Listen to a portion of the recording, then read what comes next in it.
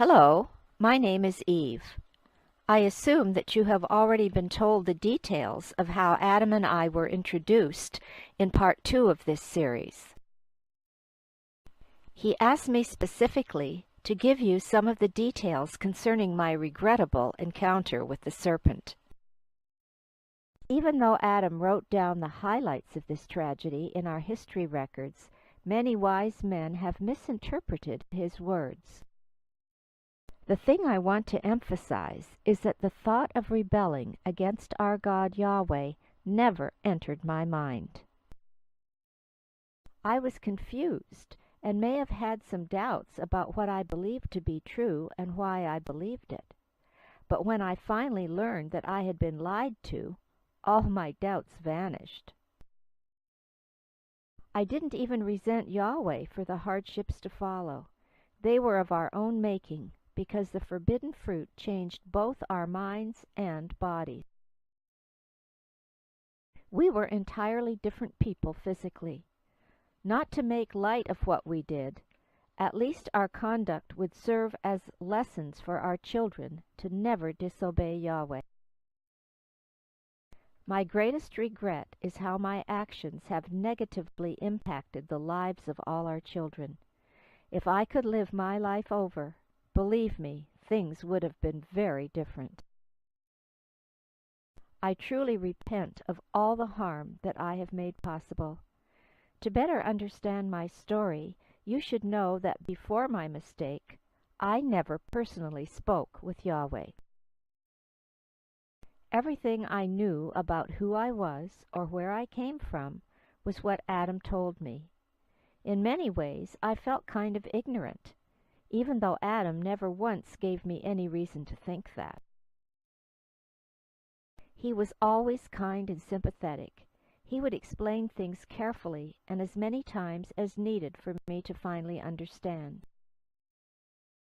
Nevertheless, secretly I yearned to be able to teach him something he didn't know. I just wanted him to be as proud of me as I was of him.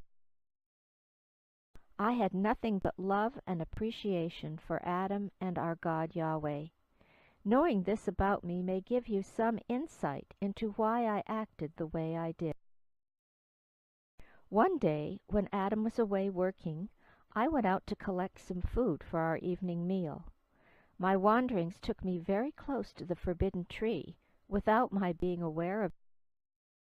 As I was picking some special fruit that I knew Adam was particularly fond of, I heard a strange sound that I had never heard before.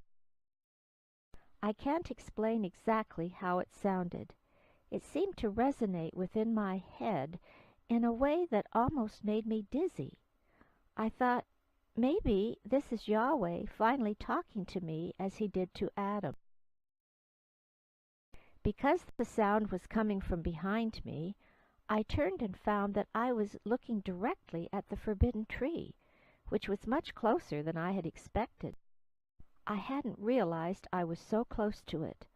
That was something Adam would never have allowed me to do alone.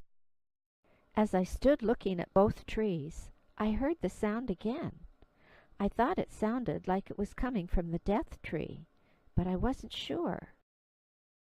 Slowly I walked toward the death tree to see what it might be. I was very careful to keep my distance, lest I touch it.